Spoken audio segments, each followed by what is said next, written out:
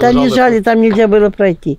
Лежали друг на друга, и это, ну, представьте, 30 чем-то тел было, 32, вот так. Этого людям видеть не надо. Не надо. Потому что это очень страшно. Я вам просто это говорю. Не надо этого людям видеть. Это тела эксгумации, которые насильственной смертью умерли. Их эксгумировали. И они уже разложены, и он устанавливает причину смерти. В основном это все это вогнепальные травмы.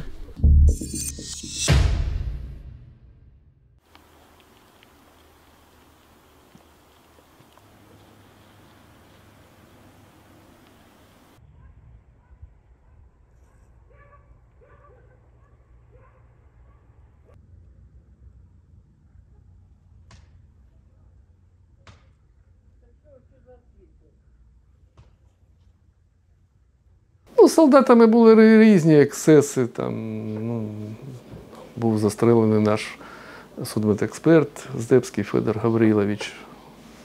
Працював судмедекспертом, патанатомом і патанатомом. Тобто він був застрелений, був ексцес. Хотіли з Городі забрати автомобіль, і він висказав свою проукраїнську позицію. І вони його просто застрелили? Так, да, просто застрелили. Був такий випадок. Убил его, не отдал машину, заходит, говорит, чей Volkswagen? Говорит, мой. Дай мне на полчаса. А он говорит, ну как дай, я инвалид. Нет ноги, мне ампутировали год назад ногу. Там ручное управление, на ней никто не может поехать, кроме меня. Машина с ручным управлением. Куда надо, я сейчас освобожусь, я тебя отвезу. А он же настаивал только сейчас, давай и все ему, чтобы он управлял. А потом сказал, что он Ахмед, он из Чечни, племянник Кадырова, мне 26 лет, я 26 лет воюю на войне. И приехал вас освобождать, и чего я, не, он по-русски говорит, почему я должен в сырой земле из-за вас спать в окопах? А Федор Гаврилович говорит, какой ты спишь? Мы с разбитыми окнами спим, с батареями размороженными. Я говорю, я лично в подвале 2 месяца живу. Около подвала на кирпичах готовлю кушать. В квартире холодина, минус 16 было в марте. А мы сидели, еще один доктор Мажухин, Гаврилович Здебский и я, втроем. Потом подошел до Федора Гавриловича, ударил его несколько раз по затылку и с левой руки по лицу. Он говорит, не надо, зачем? Он тогда взял, в потолок выстрелил, там даже следы есть. Это 5,45. Раз, два, три, вот то, где 4, крупное 5. отверстие, то там несколько пуль. А то маленькое, то одно. И друг пришел его успокаивать с его роты, тоже чеченец представился. Он развернулся, а я между им вот так вышла, в дверь выползла, и там около того здания, вот роддом, стояли 2 військовых, бегу, говорю, идите, ваш стреляют, успокойте человека.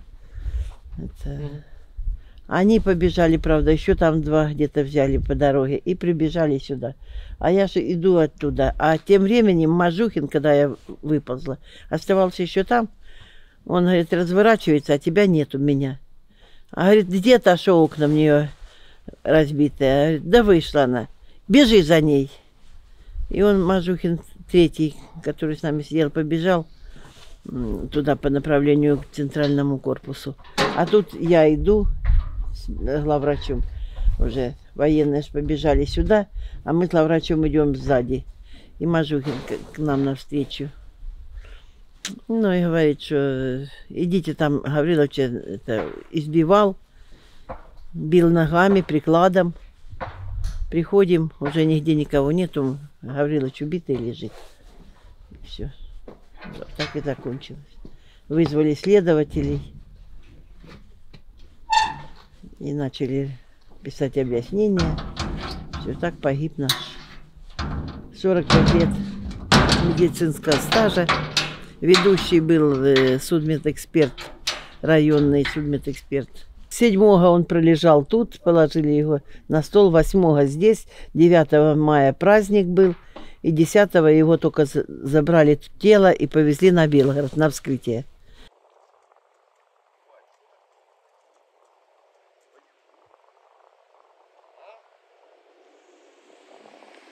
Нас не надо освобождать, мы жили нормально, все, работали.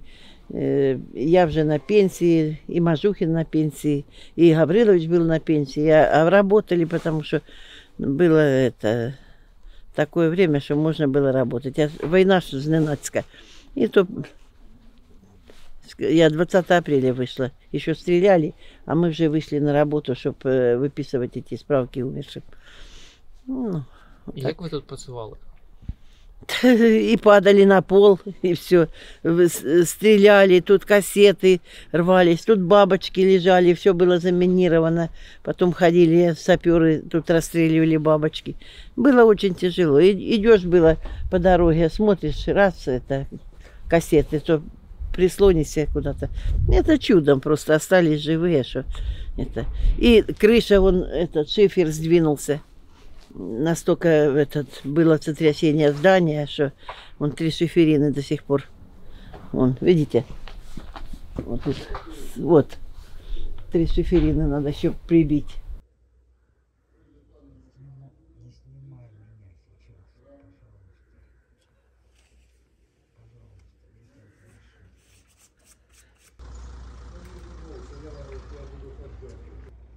Це якби тільки, знаєте, впоралась проблема в те, що сюди хтось не бажає їхати із-за відсутності житла, або чого, це було б, якби однобоке, да, висвітлення цієї проблеми. І давайте казати, що із-за бойових дій, а ми знаходимося в такій зоні, де і чути до сих пір і вибухи, і в нічний час видно і зарево інколи. Тому бажаючих, скажімо так, не дуже багато сюди.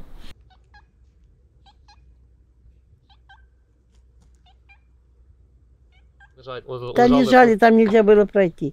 Лежали друг на друга, и это, ну, тут, представьте, 30 чем-то тел было, 32, вот так.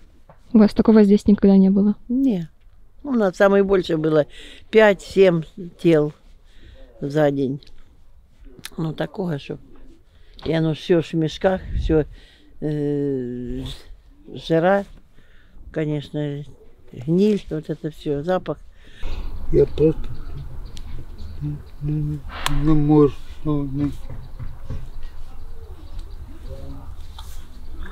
Да куда уже? Сколько ж можно? Ебать, они половину Украины, суки, перехуярили, блядь.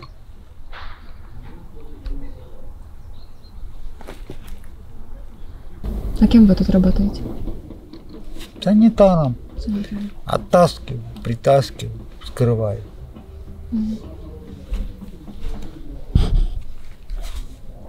Красавец.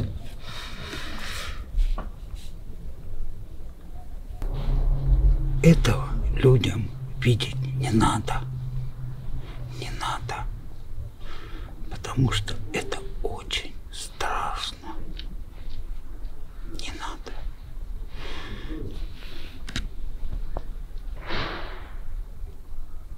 Я вам просто это говорю. Не надо этого людям видеть.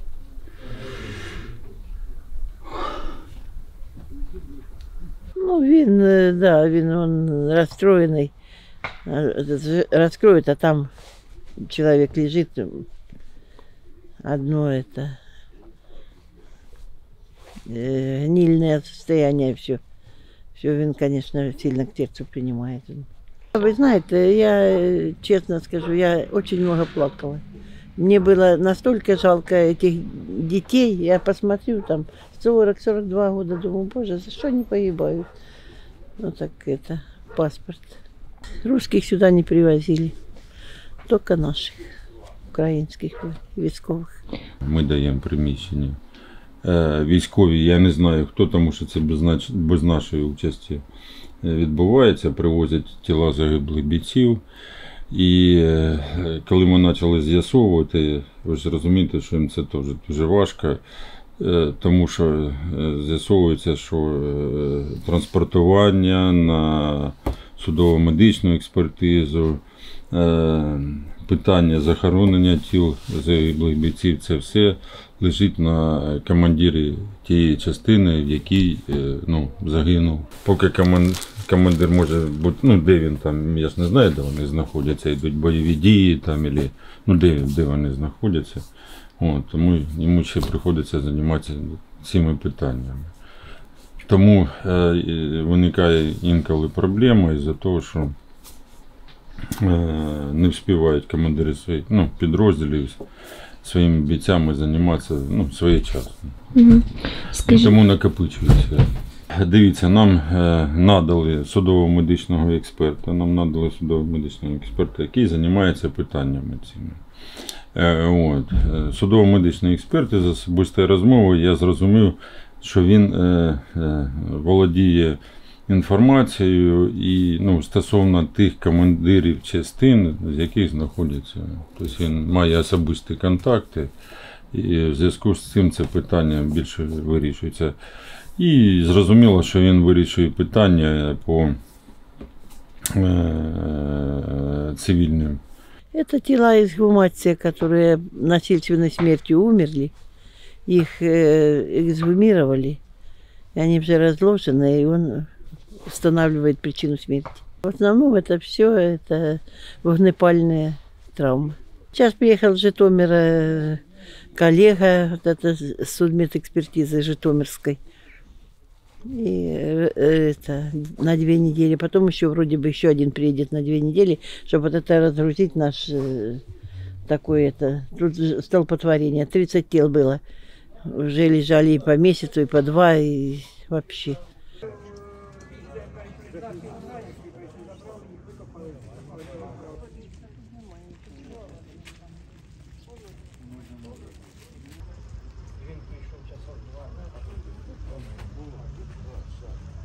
Ну, щоб же підтвердити, щоб нам вже дали тіло, або час, або що там будуть давати, ми ж не знаємо, як воно.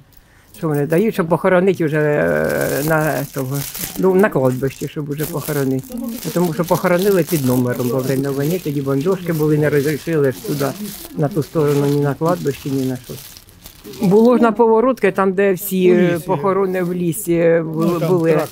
Трактором рили, тож під номером 221. А потім вже як українські наші прийшли, вже їх відкопали, то в Харків відправили на це. Кожен же шукає своїх. А як вони там усі були в кучі, то їх же ж треба як-то тепер розділити, щоб кожен там знайшов своїх. ДНК тепер приходиться здавати, щоб... Багато людей під час початку активних бойових дій виїжджали за території області або ж України, тому процес ідентифікації він ускладнюється. Але ми розробили інструмент та інструкцію, як з-за кордону люди можуть надсилати ДНК-матеріали. Тобто алгоритм проведення такий, що вушними паличками люди самостійно відбирають слину з ротової порожнини, кладуть їх в конверт, знімаються на відео, вкладають флешку або диск також до цього конверту і надсилають за вказаною адресою до слідчого управління. І ми ці речові докази в подальшому зможемо використовувати в кримінальних провадженнях.